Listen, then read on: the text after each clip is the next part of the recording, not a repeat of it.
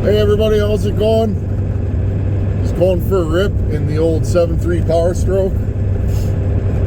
It's kind of chilly out. A little bit of a light east wind, which is good. I need that today, and I'll tell you guys why. But I'm gonna go do a tree job for my aunt. She's got one big tree growing over her house that a tree surgeon, an arborist, whatever you want to call him, he's gonna come and take care of that. It needs to be climbed or a bucket truck, you know, and chucked down. But she has about 8 elm trees that are dying or dead in the backyard. Dutch elm's taking them out. I'm sure you guys are experiencing that if you got elm trees. A lot of elm trees here, and the Dutch elm's just ravaging them. So she asked if I could, you know, come have a look, see if I can do the job. So I'm gonna go there and help her out and see if I can get them all down. I brought my tow strap, my winch, all that kind of good stuff. They are leaning to the east, but like I said, I got an east wind today, so that might help me. They're not particularly big, so they should be okay. And what did I bring, friends? I was gonna show you guys what was going on, but it was raining this morning, and just a light spit, you know, so I had to shut the camera off. But I brought the 357 again. That thing ran sweet. I'm gonna give that thing another go. And my 365 special, I put that Lupa Archer chain on it, and then of course I brought that just amazing 372 Ironhorse build that Harvey built for me. I really like that saw. That saw's about as perfect of a falling saw, general work saw for me. It starts, it idles, it tunes, it oils good, and it's pretty nasty. So really enjoy having a saw like that in my arsenal. So anyhow, friends, I'll jump in when I get there and kind of show you what we're doing, and then I'll just start dropping trees. I can't remember how many there are. I scoped this job out last week after work, and I think there's 9 or 10 trees.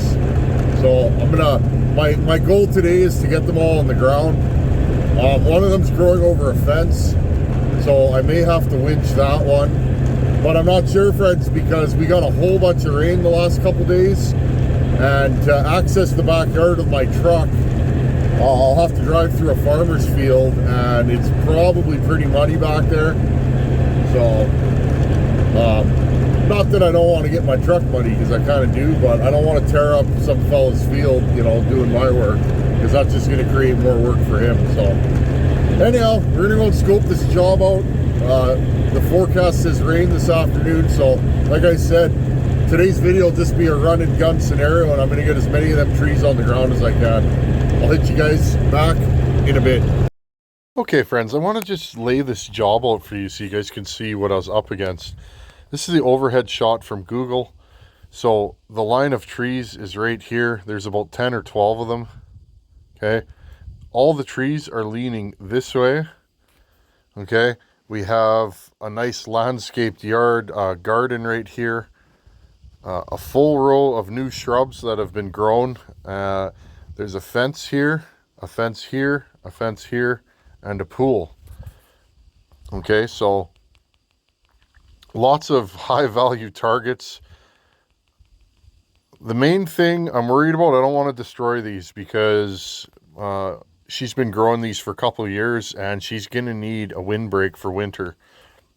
So what I did was I scoped out this whole job on Tuesday, and I laid the whole job out, you know, days before, and I decided I'd do these ones here, following them in this direction. Okay, there's a hill here, and then we could clean these up, and then these ones here, okay, I could fall this way, and again, avoiding all these shrubs. I'm just going to get rid of some of this stuff here.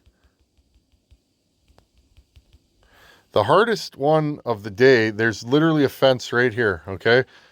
And this tree here is leaning hard that way over the fence.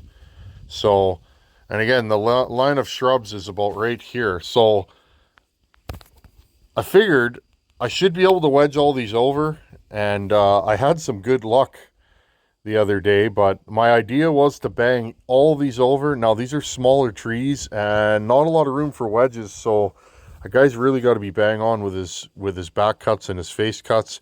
And then this one here, I figured I'd put a rope in it and pull it this way if needs be. So there's the job.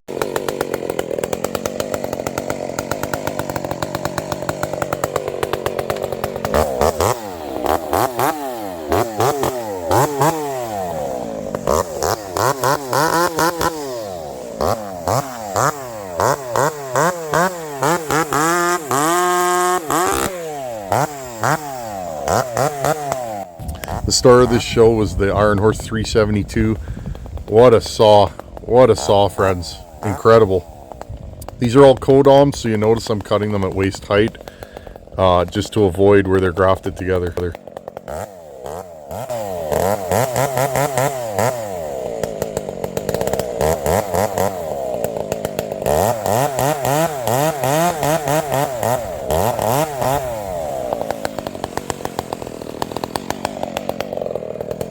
I want you guys to really listen to this saw in this video, just the way it runs. It's very consistent. Notice I'm cleaning up my Dutchmans. I'm being super careful that every tree goes exactly where I want it, so I don't break anything.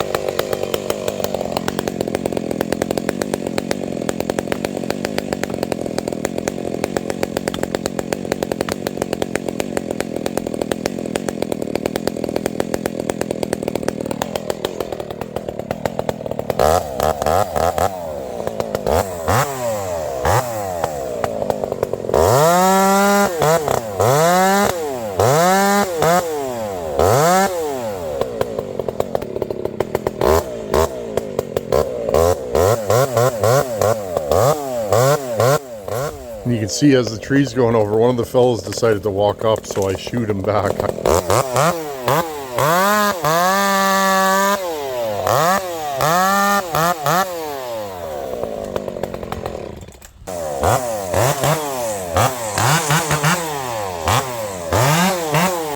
I really want you guys to listen to how this saw runs. It just has crack.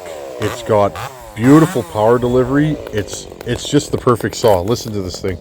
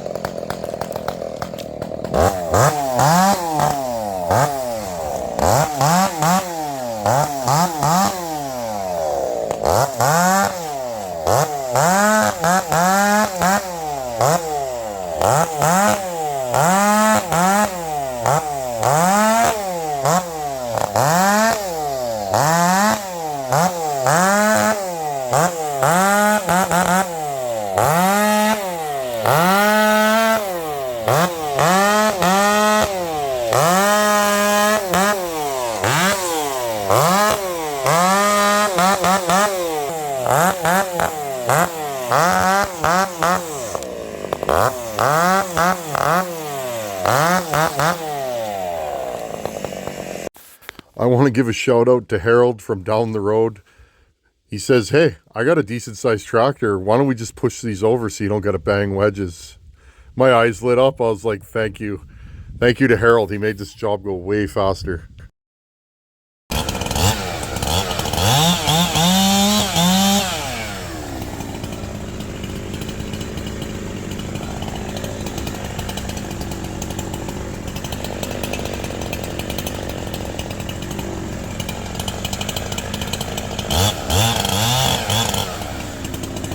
Now you guys might notice I'm really cleaning out my Dutchmans and taking my time.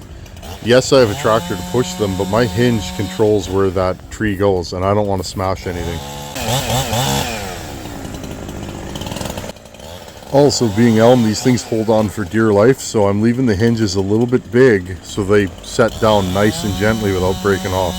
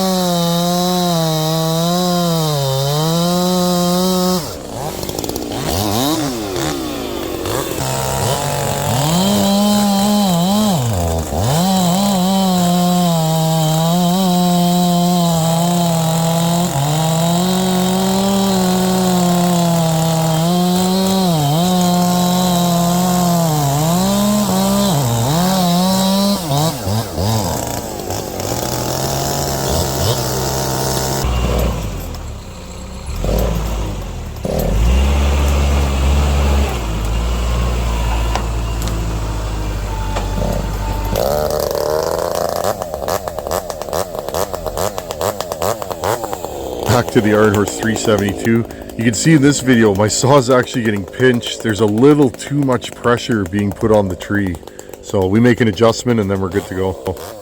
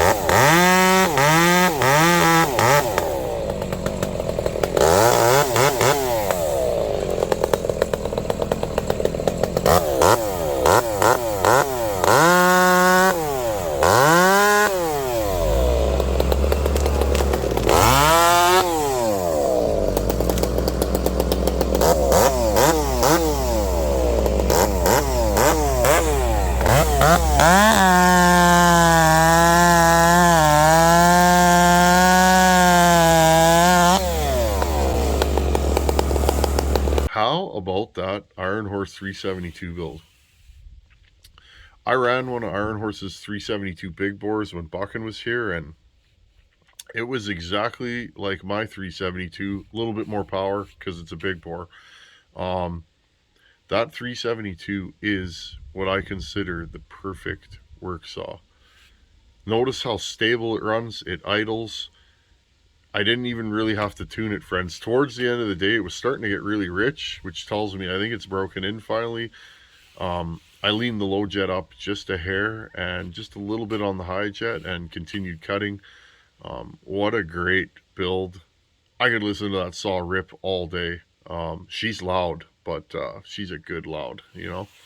So that saw made that job just way more fun, and having a saw that lights up like that is nice when you're doing precision work like that. So and again, I want to give a shout out. It was really neat. A shout out to my family, my aunt, my mom, my stepdad, both my uncles were there. There was a lady from down the street. I didn't get her name, and then Harold brought his tractor. Um,